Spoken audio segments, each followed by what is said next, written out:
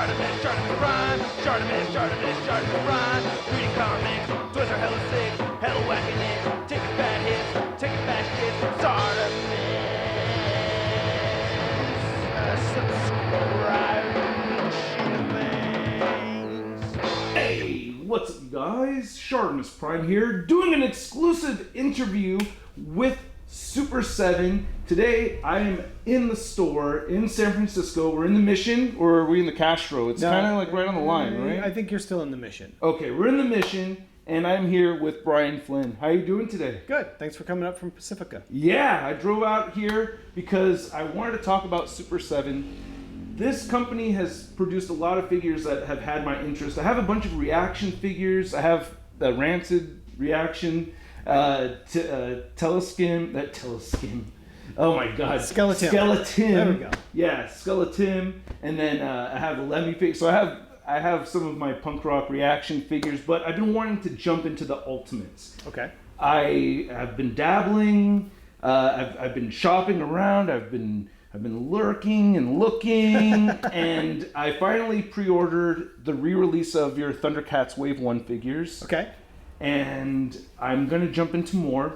I have a buddy, shout out Charlie, my punk rock brother for life.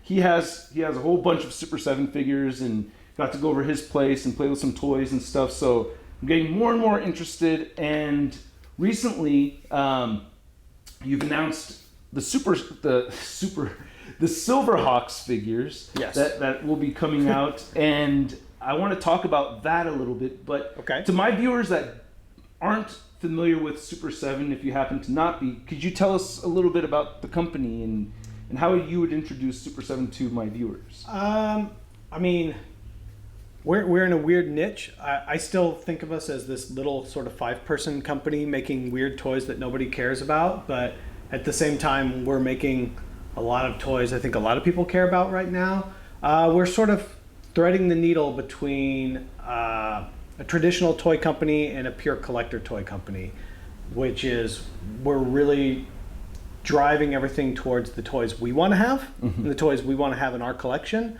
and hopefully those become the toys that other people want to have in their collection. And I don't know, we're doing it a slightly different way. Like a lot of our more expensive figures, the Ultimates, we do by pre-order. So that sort of sets up a thing where everyone that wants one gets a chance to buy one. You don't have to worry if a scalper picked it up before you did or anything else like that. Everybody's got to get a chance. At the same time, it also means that that's all that get made. So then once they land, we run into a problem of like, oh, then all these people are like, I didn't know about it, I missed it, I wasn't sure if you guys were actually going to deliver it, and then they can't get it, and it sort of sets up a weird catch-22, but for the most part, my job is, or luckily my job right now, is just trying to make toys and have fun with it and make everything sort of available to as many people as I can. Great, I think that's awesome, and I think it's especially awesome because I collect different figures in different ways, and the fact that you have these different types of figures, like once I get my Ultimates figures, I'm opening them. Yeah. My reaction figures, they stay on card, and like I don't open those. I don't want to. I love how they look in packaging, and I have a case for them and everything, and it looks dope. But one thing I wanted to talk about with you was articulation. That's like one thing that has kind of made me hesitant in jumping in, because there's some things there that, I mean, the sculpts, paint, all that stuff looks great. Like that's not a thing that I ever had a hard time with, like, oh, they should have painted this or done that. Well, we'll talk about that more in a second, Brian. Yes. Wings of Metal. I wanted to talk about the single jointed elbow stuff. Okay. I see that a lot, and that puts me off personally because I like my figures to be able to eat. Yeah, I mean, that's definitely a thing for a lot of people. A lot of people really like as much articulation as humanly possible. I mean, even the little toe articulation, which those things a bit drive me crazy. And my point of view on it, which is obviously different from other people's point of view on it, is I really come back to the figure. And I want the figure to look as accurate or as close to the character as humanly possible. So for me, I try to hide as much articulation as I can. I don't want to make it overt. Like Some figures have the ab crunch, which is very overt. You can see, that sort of pyramid shape right in the center of their chest. Some figures you end up going with more of a swivel in the waist or something, but that naturally falls in. It works really well. Like the bicep swivel generally works incredibly well because it naturally falls into the arm. You don't see it. Mm-hmm. So when you get to things like double jointed knees and double jointed elbows, functionally, it's great that you can come 207, what is this, 150 degrees? Yeah, 120 at least. 120, Yeah, something like that. With a single jointed elbow, yeah, you can usually only get to like 90 or 100. You can't get all the way back. Yeah. But the amount, for me, when you make a double jointed elbow, you've got to carve out a whole bunch of the bicep, a whole bunch of the forearm, and the cavity inside the elbow to allow it to move because the plastic doesn't shift like bone and muscle. And in doing so, I've got to then split it here and split it here, hopefully not have pins. So now when I look at that figure in repose, if you will, when it's not doing crazy action, which is the majority of the time we have our figures out, they're standing up. I see, when I look at something with the double jointed elbow, I see all this cut, all this missing mass. Like, it takes me out of the figure a bit. So for me, the consideration to single jointed elbows is I can still get 85-90% of the range of motion, but I lose as little as possible out of the sculpt. Same thing that happens in the knees more overtly. Like if you look at double jointed knees, there's the hexagon on the front of the knee. And I look at it and I see a knee pad and it drives me crazy. I know what you're talking about. Yeah, so, I can understand that. Yeah. I understand why people want more elaborate articulation. And there are figures that go further and further and further into more and more articulation, more ball joints, where you can do really crazy poses, and those are amazing toys. I think where I'm coming true is I'm really trying to find that balance between how much of the essence and the style of the character can I get into the plastic, get as much articulation as possible without making the articulation the first thing I see. I want the articulation to be the second thing I see. Like, if you're talking about Marvel Legends is just an easy example, it always has that thigh cut. And that thigh cut drives me bananas. Yeah. Like, nobody has that line in the center of the thigh breaks the sculpt for me. Like, I see the line, I don't see the thigh. You can get more articulation based on how you deal with your hip joints, and you can get that range of motion in there. It's just way easier with a thigh swivel. Right. So my job is to get more into the hips and make that work better so I can remove the thigh swivel. I really appreciate that perspective because I did notice on the Leonardo Ultimates figure I was playing around with, the thigh cut was all the way up here. It was like all the way into the pelvis. Yeah. And I was like, oh, that's a clever way to hide that cut because I love having a thigh cut, but yeah, not seeing it is better. Like not seeing that cut right through the line is better. And there's definitely some people that don't mind that. They don't mind seeing it because they see the function, they see the play value. So when they see it and they see all the extra lines and cuts, they see, I think in their mind, they see potential and they see action. And that's very much something that gets them excited, makes it sound bad when we're talking about toys, but it's something that's like, oh man, that's super cool. And for me, I'm like, God, all I see is articulation and I'm losing the character, I'm losing the figure. So it's that, for me, it's that fine line between how do I show as much of the character as possible, make it look as accurate as I can to what you saw on screen, without letting the articulation ruin it, but at the same time, it's still an action figure. It's still supposed to pose and move and fight. It's a toy. You want to play with it. Right. So, generally speaking, that's why we end up with the single-jointed knees and elbows as opposed to double-jointed knees and elbows. Right.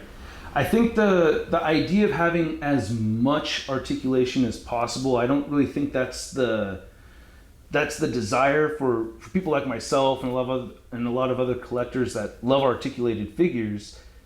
That formula, that equation of aesthetics versus articulation, I think we all prefer more hidden joints than visible joints, but we want the playability of the figure. Yeah. And you brought up a point that is something that I really wanted to bring up with you is what are we doing with our figures, right? Like as kids, Like it was a lot. I vividly remember it was a lot of like, oh, good guys here, bad guys there. Eventually, you smash them together, or you shoot the thing, clank them together. There's a lot of clanking. That's like the time I had spent when I think of my TMNT figures. The Shredder, Leonardo smashing, right? Yeah, that's how they fought. Yeah, that's how they. Yeah, but now I don't do that, right? I'm going to be 40 this year. I just don't sit there and smash my figures together. I pose them, and I like taking pictures, and I think that's where the playability is for adults now is posing. Playing with them. Even Century Productions, who vowed to be a vanilla pose artist for life, has switched over to the ACBA thing, and his articulate, like the photography is fantastic. Like he's taking great photos, great poses and stuff. So that's where people are. That's where the playability is posing and taking photos. That's how we play with our toys now. It's not so much just putting them on the shelf and looking. That happens, of course. Yeah, no, and it's the same thing. And you get into that fine line, and you'll have this amazing dramatic photo of this guy and just going bonkers, and then I'll look and his forearm swings out and then just chunks in here, and I just see these things, and it drives me crazy because I don't want to see it. But I understand that there's people that want more and want more articulation, and luckily, there's lots of people that are doing it.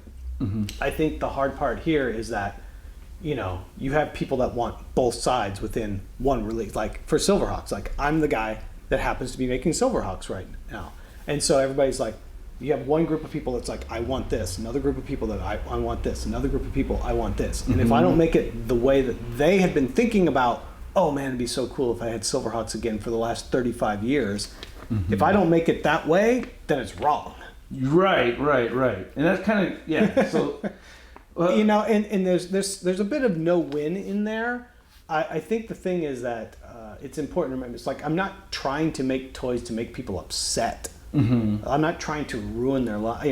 I'm trying to make the best version of the toy that I would like to have on my shelf, and these are the decisions that I made accordingly to make this fit. That doesn't mean it's the only answer to this problem. Right. And it doesn't mean that it's not the correct answer for somebody else. Right. My parents love my brother and I very much, and they put a lot of work into their parenthood and everything. So, I wanted to ask you, why did you want to ruin my childhood with your Silverhawks, man? Come on. While they're not fully made yet, because I watched your interview with Pixel Dan. If you guys haven't seen Pixel Dan's interview with Brian, check it out. It's a really good interview. The cartoon look angle, I'm not buying that because it doesn't remind me of the cartoons. In the cartoons, I saw there's a lot of highlights and hard highlights, hard shadows. I don't remember the name of like the police chief character guy, but I remember there's like a scene where he kind of introduces each character, and like they get a like Quicksilver, the camera comes down and it has like a glisten kind of thing going on. So like they're supposed to look very silver for how much animation they're able to include with all that detail in there. And we're still planning on giving them metallic in there. It's just matted back a little bit so it matches because when you think about animated toys, or you look at the Thundercats that we're making, all those figures aren't high gloss. They're matted back. They're supposed to look like cell paintings. Right. While they would do all that effect, like you've seen, there's toys where people and they paint like the highlights and stuff on them. Right. The moment you turn that figure, the highlights are wrong. If you get the wrong angle on it. And so, I think it's just tricky because the paints that we're trying to use are like these pearlized, matted down metallics, and they will still have that shine and everything. They're just not blingy. And the hardest part about this is for everyone, including myself to a degree, is your visceral reaction to Thundercats is chrome. And because the toys were chrome. Yes. And it's like, they're chrome. Right. And then literally your memory of the animation is colored by the toy. Right. To a degree. They are supposed to be metallic. They are supposed to be silver. They are still silver. They're just not the same level of sort of bling that I think, even if I just took off the vac metal and I painted it a really bright, shiny metallic silver, people would be like, oh man, that's what I was looking for. And it's like, okay, but that's still like for me, it's like, but that's still not really where we were at with the cartoon. And we can have difference of opinions on that. It's like, I feel like you still need to knock it back a little bit. It can't be full blingy. But, you know, it is really tricky because, you know, we're working on it. We're working on the paints and we're working on developing the paints. I'm hoping that when we get to the final paint and everybody goes, oh, now that I see the paint, like, oh, I see the shine, I see this, I see that it's not, you know, like I said, it's not car reflective level. But Right. it's still, yes, they are still metallic and they still feel, but it still feels like it's in an animated series. So one thing you're referring to from Dan's interview was that you're in development with a different kind of paint that's kind of like the chameleon paint that you see on cars. That's one of the things we're working on. Like, I can't promise that that's going to happen Right. because you've got to be able to spec the control of both what direction the paint's moving at, and that's tricky. The thing that I'm really trying to do, yes, I'm trying to develop, but I can't promise that will happen, a color shift paint like you would see in automotive cars, where it goes from sort of a blue tint to a silver. So as you turn it, you're going to see it move and shift. Now, that's difficult because it's not like I can order that paint. I'm going to the factory, to the paint supplier, to the factory, and generally even to the manufacturer of the paint that's going to the paint supplier, to the factory. And you get into how all that stuff is made within, there's embedded materials that are directional. So like if you talk about a reflective paint, they're actually microscopic little glass beads that they paint metallic silver on the bottom one half. Like they magnetize them and get them all facing the same direction. They paint the bottom, they literally dip the bottom half of the beads, and that's what they put in. And that's why it works. And so with all of this stuff, it's like getting into, it's like when you get into a pearlized, a lot of times it's crushed glass powder that's in the paint. And it's like, how does all that work with the solvents? How does that dry back? What does it do? It gets complicated. So at the very least, we know we're going to get pearlized metallics. You know, not like abalone pearl, but, you know, it's just a more matted back metallic. And then hopefully we'll get the color shift on it as well.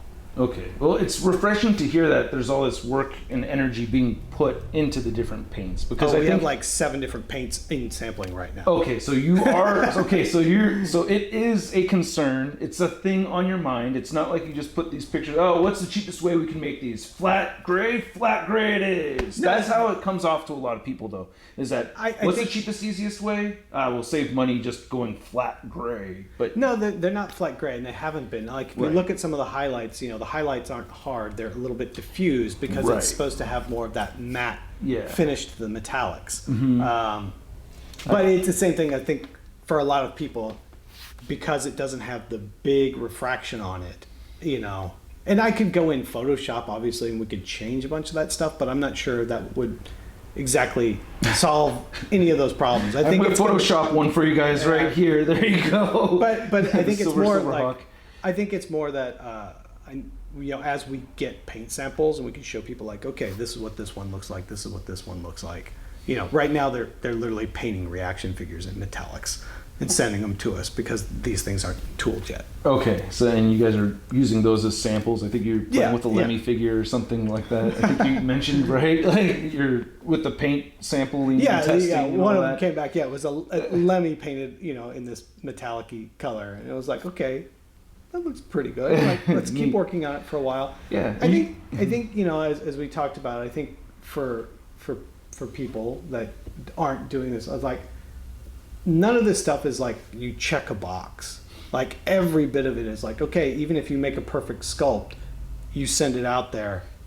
How it gets translated into plastic doesn't always work exactly the same way you thought it was going to work. And then it's like, okay, it's a constant set of refinements and adjustments until you get to the final output. Right, yeah. It's like always kind of trying to turn the dial and hit that, turn too much that way, got to go back just a smidgen that way, and that was still too much. But then there's always also the limitations of how you can pull things out of a mold. Just because you can sculpt it doesn't mean it can be yanked out of a mold. Or right, yeah. How many pieces does it have to break down to? what's, everything at a certain point has to fall away for how you tool.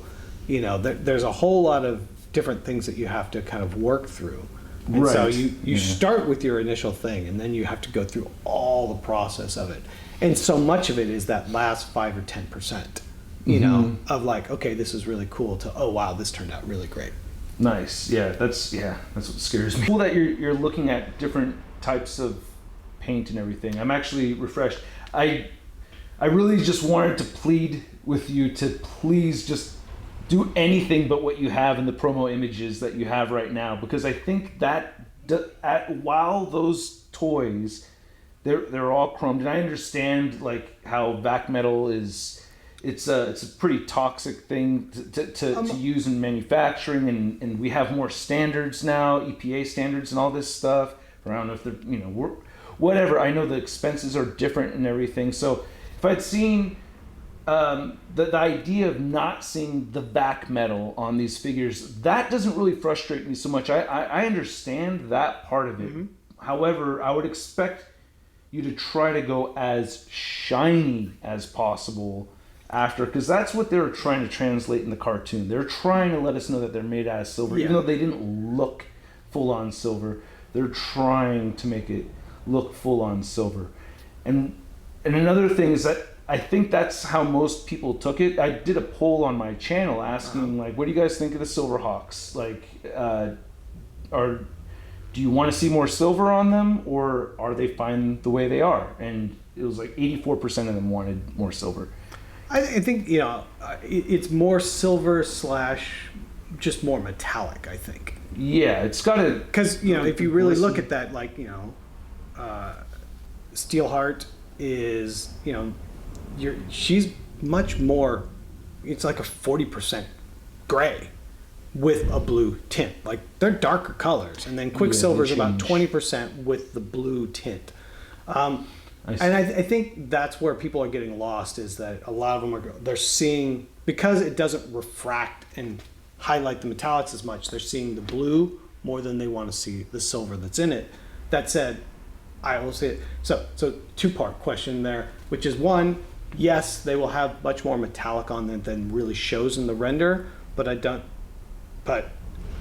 it's a fine line until we get the paints. At the same time, like the really blingy silver, I hear people keep asking about that, and it's like, that's sort of like, it's almost the same thing like Dan was asking yesterday. It was like, where's my green buzzsaw? Like, I want the toy color versions. And and I understand that. And I do know that people want the toy color versions. And I do think that's something we're going to make available at some point. Right now, my focus on, as we started with this, which was, could we do this? Could we do this? Could we do this? We were like, okay, here are the line of Thundercats, all animation accurate.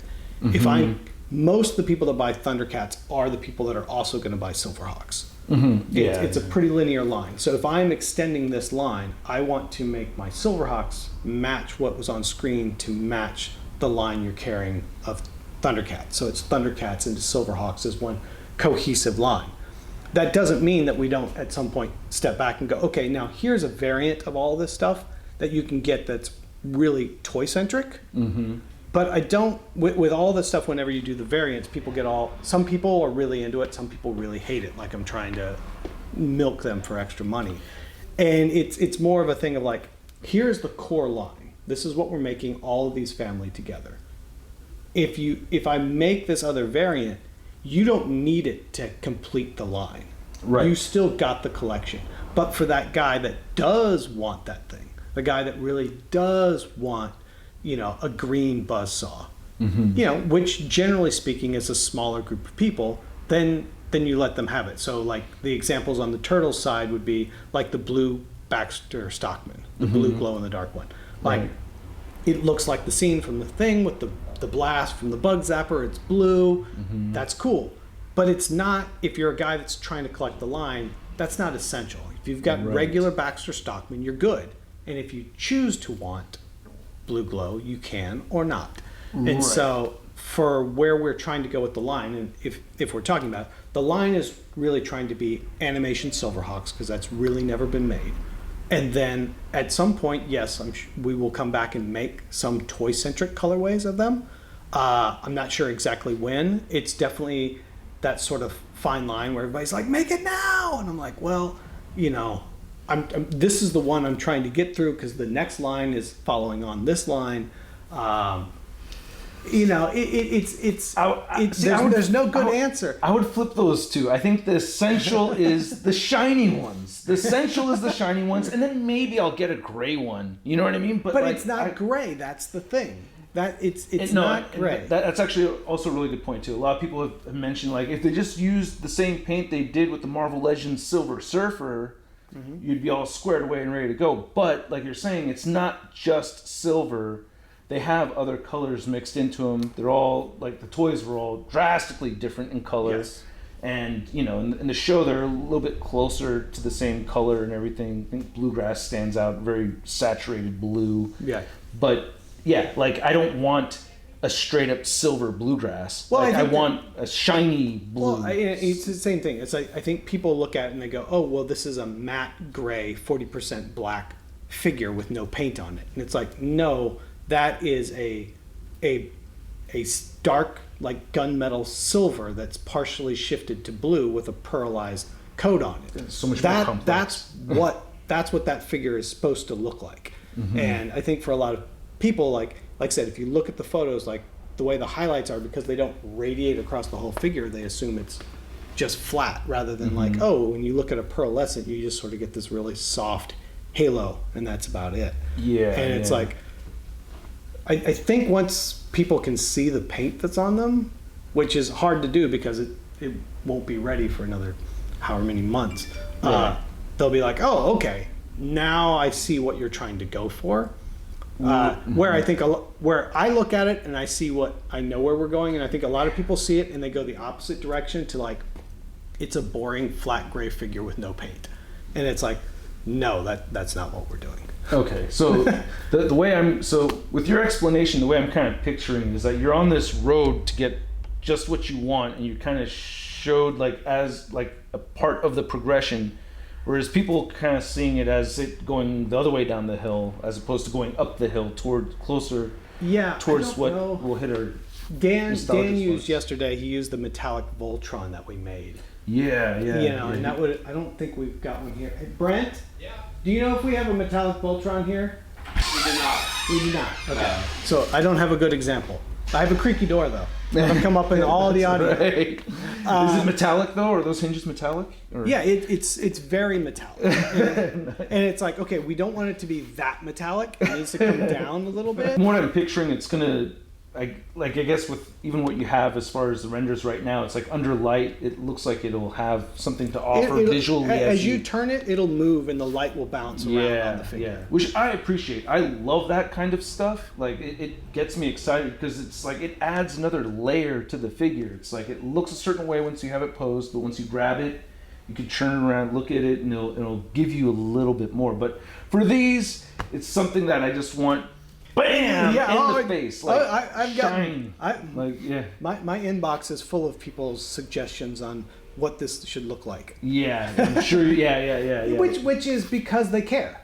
They wouldn't send me those images unless they cared, and they want it to be everything that they think it should be. And that's it comes back to that same thing about this person wants it this way, this person wants it this way, this person wants it this way. But if people didn't care, I wouldn't get an email or a comment on Instagram about it or whatever. And, we try to take all that into consideration. And obviously beforehand, we were working on all this stuff. So we went through the same thing because, the knee-jerk reaction is, well, vac metal. This is just the first wave of Silverhawks. We're already finishing sculpt for wave 2. We feel really great about it. Obviously, then we'll have wave 3, which should be when wave 1 is landing. And, as we move through it, we will come back to, what you guys are specifically talking about. Like, give me the toy color. It's very clear that lots of people want that between the metallic silver, between green for Buzzsaw, that there's a desire to have a toy accurate version. So what I'm working on right now is animation accurate group of figures that families with Thundercats. So if you collect Thundercats and Silverhawks, you have one consistent line through everything.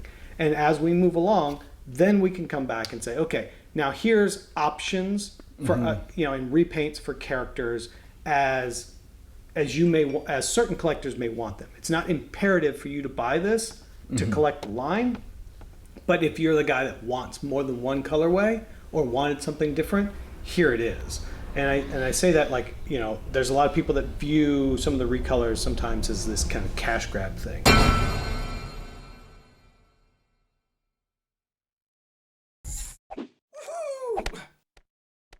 Hey, new ShartimusPrime videos. Hey, you should click one. Yeah, click on one of them. Or subscribe if you haven't.